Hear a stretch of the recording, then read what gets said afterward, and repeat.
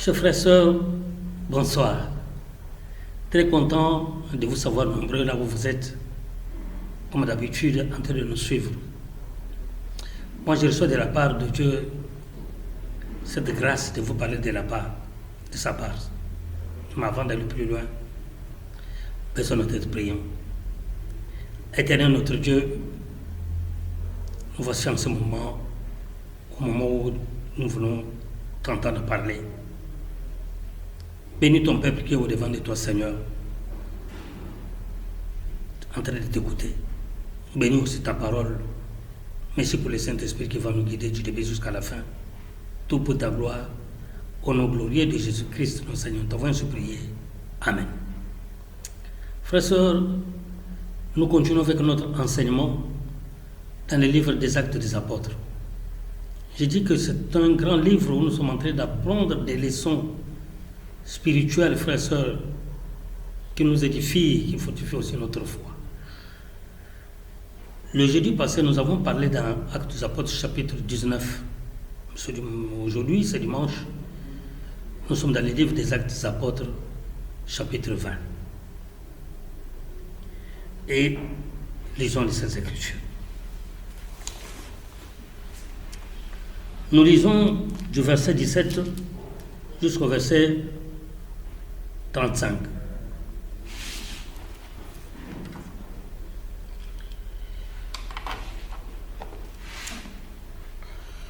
Cependant, de Milet, Paul envoya chercher à Éphèse les anciens de l'Église. Lorsqu'ils furent arrivés vers lui, il leur dit: « Vous savez de quelle manière, depuis le premier jour où je suis entré en Asie, je me suis sans cesse conduit avec vous, servant le Seigneur en toute humilité, avec larmes, et au milieu des épreuves que me suscitaient les embûches des Juifs. Vous savez que je n'ai rien caché de ce qui vous était utile, et que je n'ai pas craint de vous prêcher et de vous enseigner publiquement et dans les maisons, annonçant aux Juifs et aux Grecs la repentance envers Dieu et la foi en notre Seigneur Jésus-Christ. Et maintenant, voici, lié par l'Esprit, je vais à Jérusalem, ne sachant pas ce qui m'y arrivera. Seulement, de ville en ville, le Saint-Esprit m'avertit que des liens et des tribulations m'attendent. Mais je ne fais pour moi aucun cas de ma vie, comme si cela m'était précieuse, pourvu que j'accomplisse ma course avec joie et le ministère que j'ai reçu du Seigneur Jésus-Christ, l'annonce d'annoncer la bonne nouvelle de la grâce de Dieu. Et maintenant, voici, je sais que vous ne verrez plus mon visage, vous tous au milieu desquels je passais en prêchant le royaume de Dieu. C'est pourquoi je vous déclare aujourd'hui que je suis pur de sang de vous tous, car je vous ai annoncé tous les conseils de Dieu sans rien cacher. Prenez donc garde à vous-même et à tous les troupeaux sur lesquels le Saint-Esprit vous a établi évêque, pour paître l'Église de Dieu qui s'est acquise par son propre sang. Je sais qu'il s'introduira parmi vous, après mon départ, des loups cruels qui n'épargneront pas les brebis ou le troupeau, et qu'il servira du milieu de vous des hommes qui enseigneront des choses pernicieuses pour entraîner les disciples après eux. Veuillez donc vous souvenir que durant 3 années, je n'ai cessé nuit et jour d'exhorter avec larmes chacun de vous. Et maintenant, je vous recommande à Dieu et à la parole de sa grâce, à celui qui peut édifier et donner l'héritage avec tous les sanctifiés.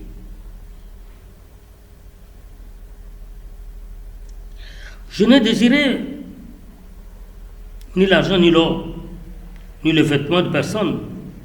Vous savez vous-même que ces mains ont pourvu à mes besoins et à ceux de personnes qui étaient avec moi.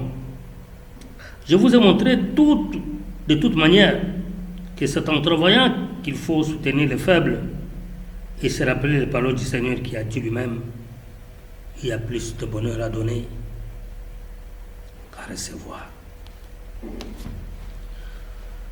Oui, frères et sœurs, voilà les textes auxquels nous allons devoir nous encourager ce soir. Je peux beaucoup parler, tout comme je peux parler moi. Mais le thème que vous allez retenir, le Saint-Esprit, est un appui et réconfort pour Paul dans son troisième voyage missionnaire. Frère Sœur, Paul a effectué beaucoup de voyages.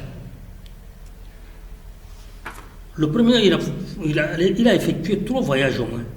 Le premier voyage, c'était pour implanter des églises avec Barnabas. Et le deuxième voyage, il est retourné avec toujours Barnabas pour encourager et fortifier les frères et sœurs.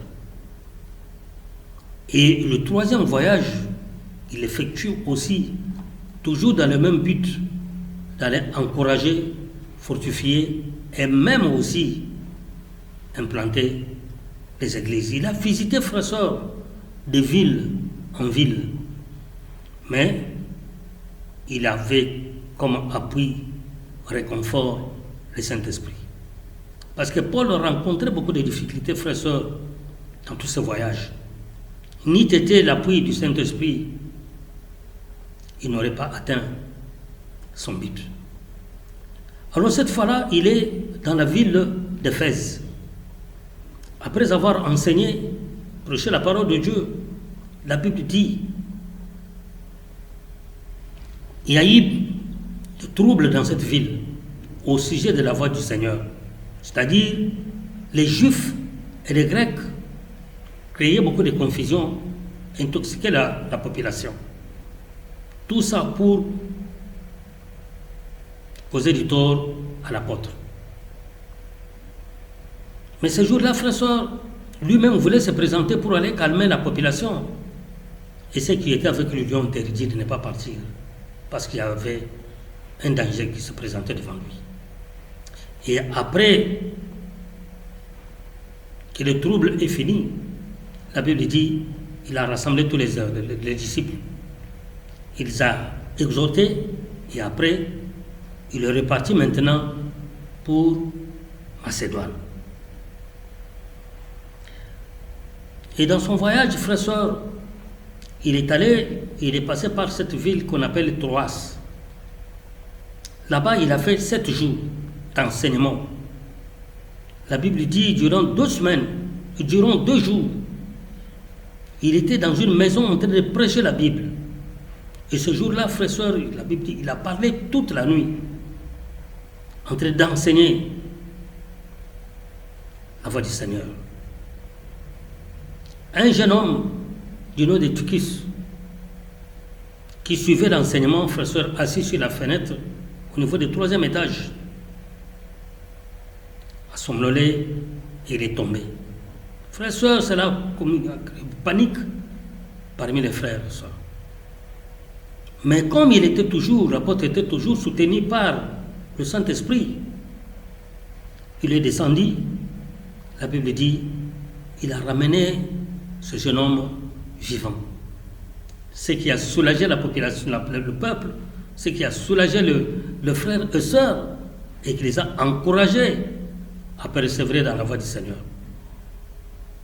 Et après, l'apôtre quitte Troas pour la ville appelée Milée. Cette ville se trouve, frères et sœurs, à 50 km au sud de la ville d'Éphèse. Et de là, l'apôtre fait appel aux anciens des églises qui se trouvent à Éphèse afin de les rejoindre à Milée, là où il était. Une fois les anciens de l'église arrivés, il tient un discours d'adieu parce qu'il devait continuer son voyage vers Jérusalem. Oui, frère, sœur, je disais que c'est dans ce discours que j'ai tiré quelques leçons spirituelles que nous allons devoir nous partager ce soir. Je vais nous parler des grandes lignes de son discours. Je l'ai regroupé en quelques versets. Première partie ou premier point, du verset 17 jusqu'au verset 24. Et dans ce passage, frères et sœurs, Paul démontre, il étale, frères et sœurs, la manière dont il s'est conduit en tant que missionnaire. Depuis le premier jour qu'il avait mis ses pieds en Asie. Et tout ce que le Saint-Esprit a accompli durant sa vie de missionnaire, ou bien dans ce voyage. Paul démontre, frères et sœurs, qu'il a servi le Seigneur avec toute humilité. Frères et sœurs, on dit que je servis en toute humilité, avec larmes au milieu des épreuves. Paul, ce n'était pas n'importe qui. Il était un grand dirigeant, frère et sœur. Mais la Bible dit, il s'est fait très simple, c'est-à-dire sans orgueil, sans orgueil. C'est un grand dirigeant qui ne pouvait pas se vanter de ce qu'il était, frère et sœur. Ça, c'est un dirigeant modèle, c'est notre modèle à suivre. Nous qui dirigeons les églises, d'être humble, c'est-à-dire être simple, pas être vantard. Avec larmes dans les épreuves. Les larmes de Paul avaient pour plusieurs raisons. Premièrement, les sorts de ceux qui ne connaissaient pas Dieu. Vous voyez, les Juifs et les Grecs, Paul se battit corps et âme pour les persuader à croire en Jésus-Christ, à se convertir à Christ, ce qui n'était pas facile. Et ça ne pouvait faire que pleurer, faire couler les larmes de l'apôtre. Et aussi, la lutte des croyants immatures. Oui, frères et sœurs, il y a des croyants, au lieu de grandir dans leur foi, ils étaient trop immatures, frères et sœurs. Ils étaient prêts à tomber dans leur foi à chaque fois qu'ils entendaient de fausses doctrines, frères et sœurs. Et cela faisait pleurer Paul, frères et sœurs. Et les menaces aussi, de faux docteurs. Paul était sous les menaces, frères et sœurs. Les gens mettaient des embûches pour que la parole de Dieu ne soit pas proclamée, frères et sœurs. Et avec des faux enseignements que les faux docteurs étaient en train de donner à cette époque. Frère, ça faisait pleurer l'apôtre. Les embûches même des Juifs, ses frères, et des Grecs qui les combattaient, qui cherchaient à tout prix sa tête. Frères et sœurs, tout cela a fait pour raison les larmes de l'apôtre. Mais malgré tout cela, frères et sœurs, la Bible dit, Paul soutenu par le Saint-Esprit, par la puissance du Saint-Esprit, il dit, il leur enseignait la Bible publiquement, même dans leur maison. Il n'avait pas peur.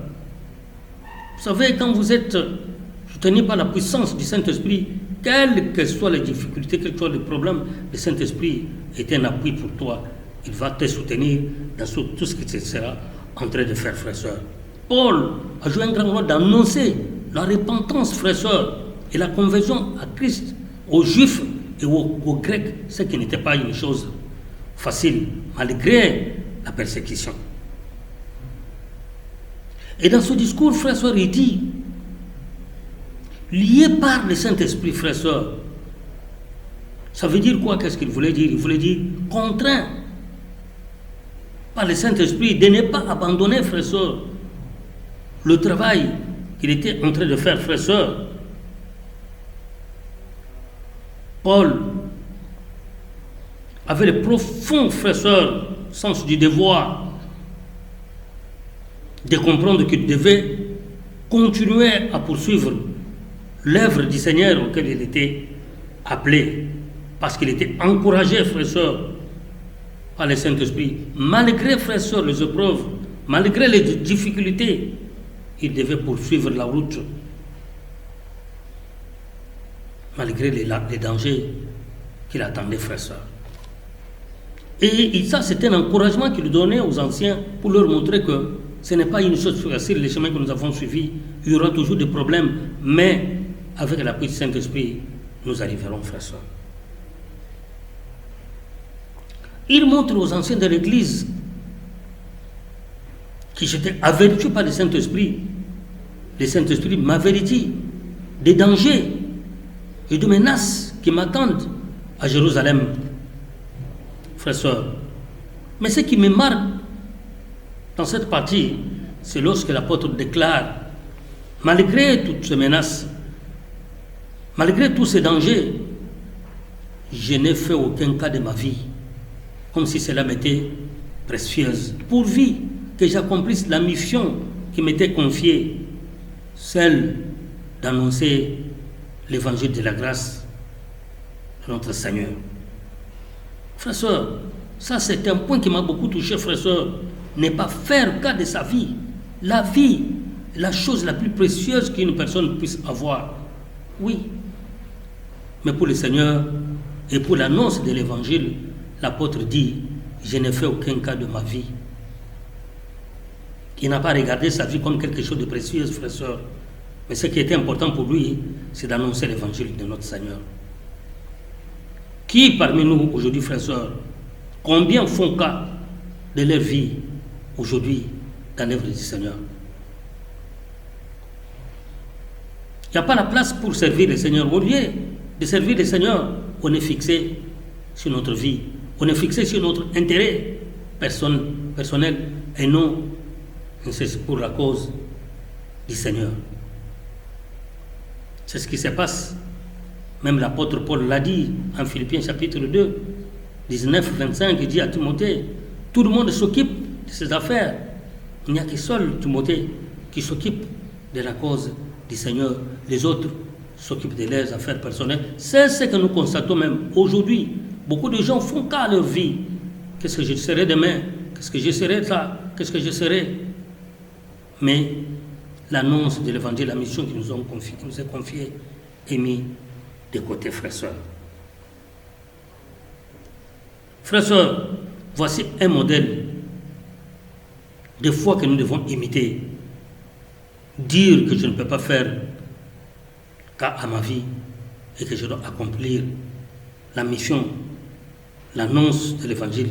Ça veut dire, frères et sœurs, être fixé sur le travail du Seigneur et non sur sa propre vie. Deuxième point que je voulais partager, verset 28 au verset 31. Là, l'apôtre Paul, frères et sœurs, s'intéresse aux dirigeants. Il leur interpelle, frères et sœurs, dans leur responsabilité de prendre soin du troupeau du Seigneur. Il lui dit que ce troupeau-là, le Seigneur a payé un grand prix, le prix des sacrifices de sang. Et vous devez prendre soin de ce troupeau, frères et sœurs.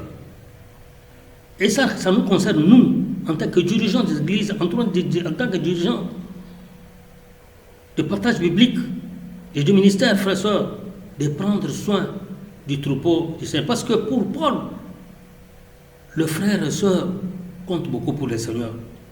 Et on doit prendre soin de ses frères et sœurs. C'est-à-dire on doit diriger ses frères et sœurs sans contrainte, sans penser à l'argent, frères et sœurs.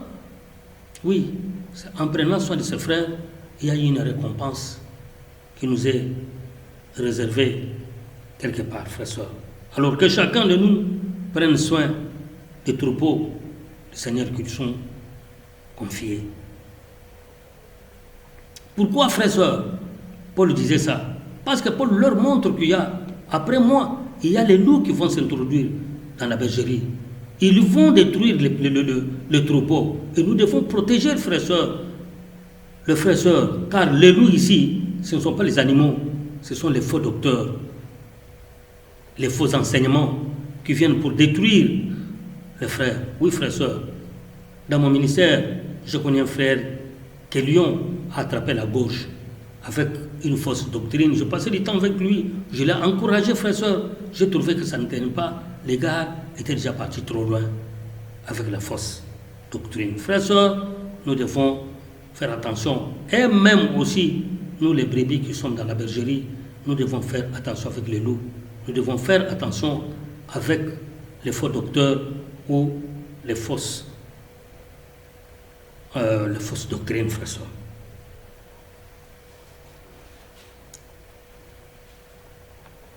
Et je vais devoir terminer avec mon enseignement.